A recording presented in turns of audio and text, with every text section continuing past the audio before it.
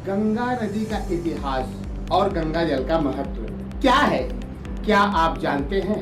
अगर हाँ तो अच्छी बात है, लेकिन अगर नहीं तो बने रहिएगा हमारे साथ, क्योंकि इस वीडियो में होगी गंगा नदी के इतिहास से लेकर गंगा जल के बारे में विस्तार पूर्वक बात। तो आइए अब शुरू करते हैं। नमस्कार दोस्तों, मैं अमित दुबे आप सभी का हार्दिक स्वागत करता हूं। दोस्तों, मानो तो गंगा माँ है, क्या मानो तो गंगा माँ है, ना मानो तो बहता पानी। सब मानने और ना मानने का खेल है, लेकिन हम तो मानते हैं और हमारा सारा हिंदू समाज भी मानता है कि हमारे लिए गंगा सिर्फ एक नदी ही नहीं बल्कि हमारी माँ है, जिसके साथ हमारा आध्यात्मिक लगाव है। इसलिए हम इस वीडियो में गंगा जी की कहानी को लेकर आए हैं। तो आइए आगे बढ़ते हैं और गहराई से जानते हैं गंगा जी के बारे में। सबसे पहले हम जानेंगे कि गंगा नदी की उत्पत्ति और उसका रहस्य क्या है। भगवान श्री राम के उद्धार क्या भगवान श्री राम के पूर्वजों के उद्धार के लिए उनके पूर्वज भागीरथ ने, जो कि अयोध्या के इक्ष्वाकु वंशीय सम्राट थे, ने घोर तपस्या की थी, जिसके कारण पृथ्वी पर गंगा का आगमन हुआ था। पौराणिक कथाओं के अनुसार गंगा जी भगवान विष्णु के पैरों के नखों से निकली हैं और ब्रह्मा जी के कमंडल में रहती हैं। स्वर्गलोक में गंगा मंदाकिनी के नाम से भी जानी जाती है। जैसा कि हमने पहले भी यह बताया कि गंगा जी को स्वर्ग से पृथ्वी पर लाने में अयोध्या के इक्ष्वाकु वंशीय सम्राट भागीरथ की कोशिश थी, जिसमें वे सफल रहे थे। अब सवाल यह उठता है कि आखिर भागीरथ द्वारा गंगा को स्वर्ग पर लाने के पीछे का क्या कारण है। तो आइए जानते हैं इसके बारे में। माना जाता है कि कपिल मुनि के श्राप से भस्म होकर इक्ष्वाकु वंश के 60,000 पूर्वजों की भटकती आत्माओं की मुक्ति के लिए भागीरथ ने ब्रह्मा जी की कड़ी तपस्या कर गंगा जी को पृथ्वी पर लाए थे।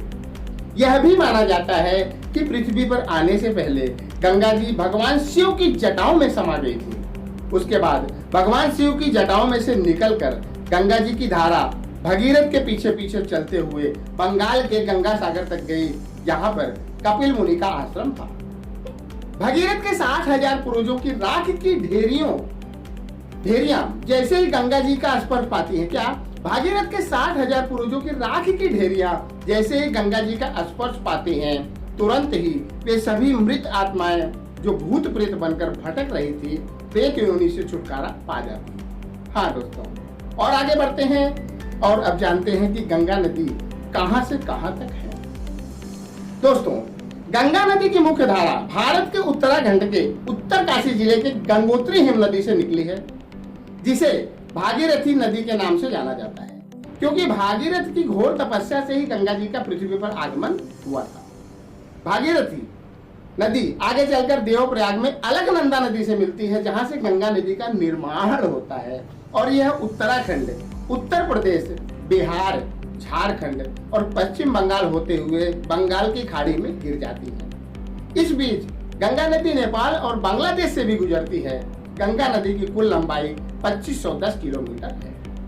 गंगा नदी की शुरुआत उत्तराखंड से लेकर अंत पश्चिम बंगाल के बीच में। इस नदी से कितनी नदियां मिलती हैं, इसके किनारे कौन कौन से शहर बसे हैं, आइए जानते हैं इनके बारे में।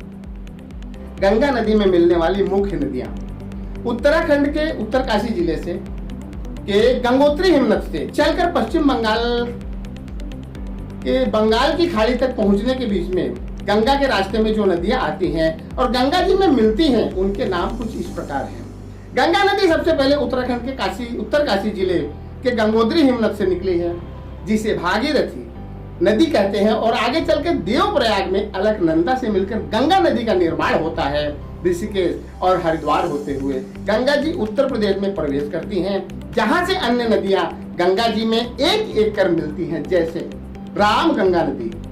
क्या राम गंगा नदी? यह नदी हिमालय के दक्षिणी भाग नैनीताल के पास से निकलती है और उत्तर प्रदेश के बिजनौर जिले से बहते हुए सॉरी दोस्तों, थोड़ी जुकाम हो रही, कन्नौज के पास गंगा जी में जाकर मिलती है। यमुना नदी यह नदी यमुनोत्री से निकलती है और दिल्ली, मथुरा और आगरा होते हुए उत्तर प्रदेश के इलाहाबाद, प्रयाग में गंगा जी में मिलती है। इससे पहले इटावा के पास चंबल नदी और हमीरपुर में बेतवा नदी भी यमुना में मिल चुकी होती है। कर्नाली नदी, यह नदी मपसातुंग नामक हिमनद से निकलती है और उत्तर प्रदेश के अयोध्या होते हुए बलिया के पास जाकर गंगा जी में मिलती है। यह नदी पहाड़ी क्षेत्रों में कौड़ियाला तथा मैदानी क्षेत्रों में सरयू के नाम से भी जानी जाती है। गंडक नदी, यह नदी हिमालय से निकलती है और नेपाल में सालग्रामी नाम से बहते हुए मैदानी भाग में नारायणी नाम पाती है और बिहार में जाकर सोनपुर में गंगा जी में मिलती है। कोसी नदी, यह नदी गोसाई धाम के उत्तर से निकलती है जो अरुण के नाम से जानी जाती है और यह आगे चलकर एवरेस्ट, कंचनजंगा शिखरों के बीच से निकलती है, जिसमें सून कोसी और तामूर कोसी नामक नदियां मिलती हैं और आगे चलकर शिवालिक को पार करके यह मैदानी क्षेत्रों में कोसी नदी के नाम से जानी जाती है जो बिहार में गंगा जी में जाकर मिलती है। सोन नदी, यह नदी मध्य प्रदेश के अनूपपुर जिले के अमरकंटक से निकलती है जो विंध्याचल पहाड़ियों के नर्मदा नदी के स्रोत स्थल से पूर्व में स्थित है और उत्तर प्रदेश, झारखंड होते हुए बिहार के पटना में जाकर गंगा जी में मिलती है। हाँ दोस्तों, और आगे बढ़ते हैं और अब जानते हैं कि गंगा नदी के किनारे बसे मुख्य शहर कौन कौन से हैं। गंगा नदी भारत के 5 राज्यों से होकर गुजरती है, जिनमें शामिल हैं उनके शहरों के नाम हम आपको आगे बताने जा रहे हैं, जो इस प्रकार हैं। उत्तराखंड में देवप्रयाग, ऋषिकेश और हरिद्वार से। उत्तर प्रदेश में फर्रुखाबाद, कानपुर, प्रयागराज, मिर्जापुर, वाराणसी और गाजीपुर। बिहार में चौसा, बक्सर, पटना, मुंगेर, सुल्तानगंज, भागलपुर और मिर्जा चौकी। झारखंड में साहिबगंज, महाराजपुर और राजमहल।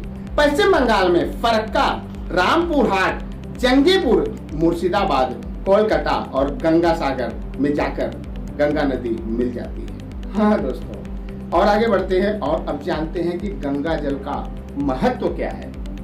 दोस्तों, गंगा नदी भारत के लोगों के लिए सिर्फ एक नदी ही नहीं बल्कि आस्था भी है, क्योंकि इसकी उत्पत्ति ही जीवों के मोक्ष और उद्धार के लिए हुआ था। भारतीय संस्कृति में गंगा जी को मां का दर्जा दिया गया है। गंगा नदी के जल के बारे में अगर हम बात करें तो हिंदू धार्मिक क्रियाकलापों में ईश्वरीय पूजन से लेकर जन्म और मृत्यु तक के बीच के लगभग सभी धार्मिक और कार्मिक अवसरों पर इसकी अपनी भूमिका होती है। गंगा जल एक ऐसा जल है जिसे सालों साल तक रखा जा सकता है। इसमें किसी भी प्रकार की बैक्टीरिया आदि के पैदा होने की कोई भी संभावना नहीं रहती। यह जैसा आप रखेंगे सालों बाद भी बिल्कुल वैसा ही रहेगा।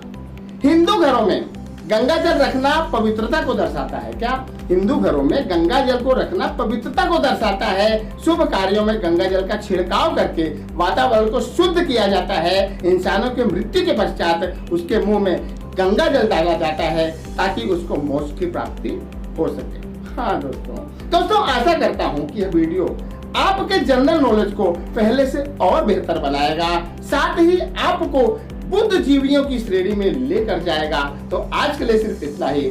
अगले वीडियो में हम और आप फिर मिलेंगे किसी नए टॉपिक के साथ। तब तक के लिए जय हिंद, जय भारत।